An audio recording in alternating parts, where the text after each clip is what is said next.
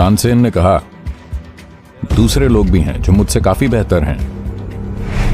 अकबर ने कहा, कौन है वो, उन्हें लेकर आओ। बीरबल ने कहा, सबसे अच्छे कलाकार कभी आपके दरबार में नहीं आएंगे। उन्होंने कहा, हम यात्रा नहीं कर सकते। जब कोई राजा निमंत्रण भेजता है तो आप या तो जाते हैं या लटक जाते हैं। जब यह खबर अकबर के पास पहुंची तो वो बहुत विचलित हुआ। मैं उनके साथ रानियों जैसा बर्ताव करता।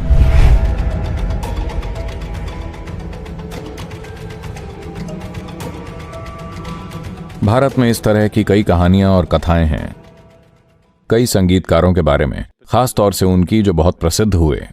उनका नाम तानसेन था। तो तानसेन के पास ऐसी महारत थी कि अगर वो बरसात का राग मल्हार गाते थे तो बारिश होने लगती थी। कहते हैं वो दीपक जला दिया करते थे। वो दीपक राग गाते थे और अपने मन के दिए पर एकाग्र करते थे और वो जल उठता था बिना माचिस के। तो वो उस्तादों के उस्ताद थे। तानसेन के गुरु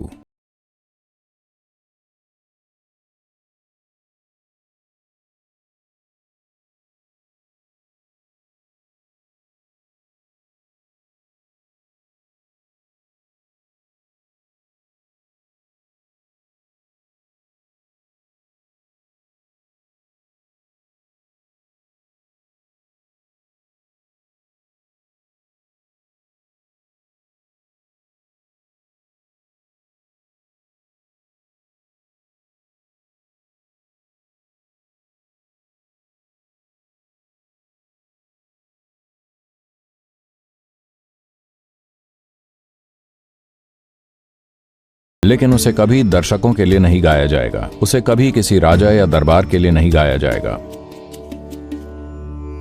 तो कई बार जब उन्होंने गाने से मना कर दिया तो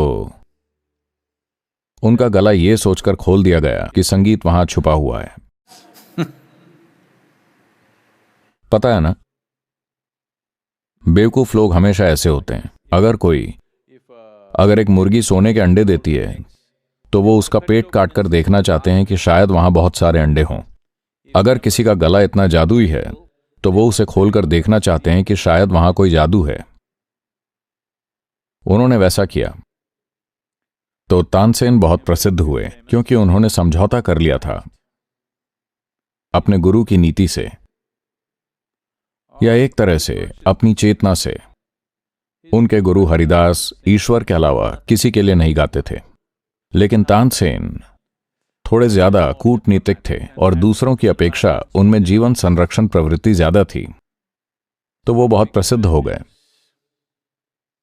और एक दिन जब उनके संरक्षक अकबर ने तानसेन की बहुत तारीफ की, उनके संगीत से अकबर की आंखों में आंसू आ गए। अकबर उन्हें एक उपाधि देकर कहना चाहते थे, तुम धरती के सबसे महान संगीतकार हो, तुम्हारे जैसा कोई दूसरा नहीं है।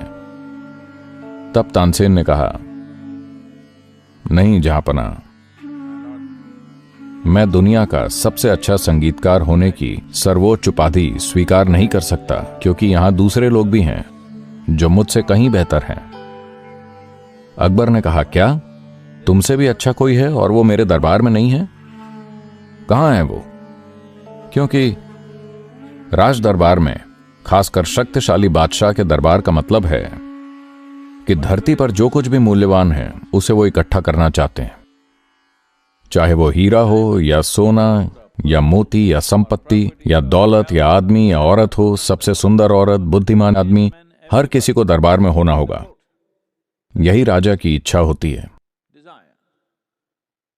तो जब तानसेन ने कहा, मुझसे बेहतर गायक भी हैं, मुझसे काफी अच्छे, इससे अकबर नाराज हो गया। तुमसे बेहतर कोई है और वो मेरे दरबार में नहीं है? ऐसा कैसे हुआ? कौन है वो?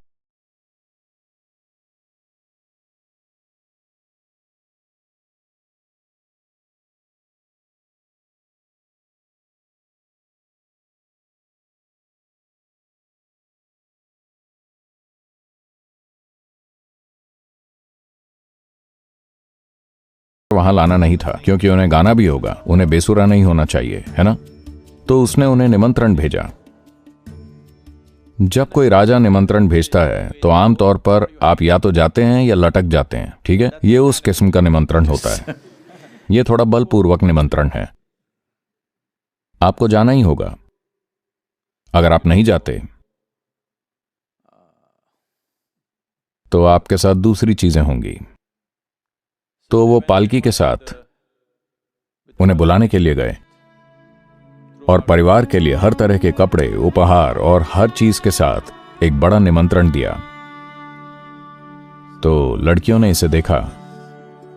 उन्होंने कहा, आप 3 दिन इंतजार कीजिए, क्योंकि अभी हमारा मासिक धर्म चल रहा है, हम यात्रा नहीं कर सकते। उन्होंने कहा ठीक है, और राजा के सेवकों ने 3 दिन तक इंतजार किया।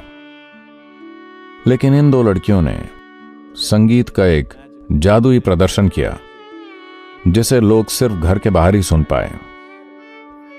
और तीसरे दिन जब उन्हें जाना था, वो मर गईं। लोगों को लगा उन्होंने जहर खा लिया है।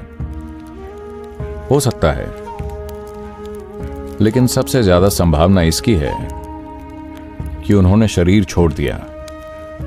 जिस तरह से उनका वर्णन किया गया है, उससे यह काफी संभव है कि बस ध्वनि के उच्चारण से उन्होंने अपना शरीर छोड़ दिया होगा। मैंने खुद देखा है, लोगों ने बस सरल से शब्द शंभो शंभो का उच्चारण करके शरीर छोड़ दिया।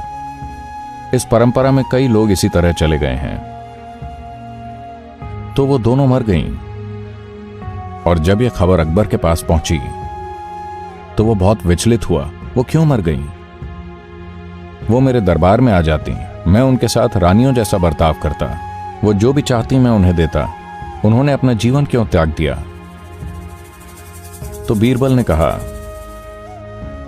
उनके लिए उनका संगीत उनके ईश्वर के लिए एक भेंट है, और वो उनके लिए बहुत महत्वपूर्ण है। उनका जीवन महत्वपूर्ण नहीं है। आप जो दौलत उन्हें दे सकते थे वो उनके लिए महत्वपूर्ण नहीं है। दरबार और प्रतिष्ठा और भी दूसरी चीजें जो आप उन्हें दे सकते थे, उनके लिए कोई मायने नहीं रखती। उनके लिए ध्वनि पर महारत और जिसे वो स्पर्श करती हैं, सिर्फ यही 2 चीजें मायने रखती हैं। वो सर्वोच्च सुख जानती हैं। वो आपके दरबार के लिए समझौता नहीं करेंगी। तो सर्वश्रेष्ठ आपके दरबार में कभी नहीं आएगा महाराज, आपको ये पता होना चाहिए। So the music as a tool for one's sadhana towards touching the divine has been a powerful tool, a profound involvement with music. तो ईश्वर को स्पर्श करने के लिए व्यक्ति की साधना के रूप में संगीत एक शक्तिशाली साधन रहा है। संगीत के साथ एक गहन जुड़ाव सृष्टि के गहरे आयामों में उतरने की कुंजी भी बन सकता है। जो व्यक्ति सृष्टि की पर्याप्त गहराई में उतरता है,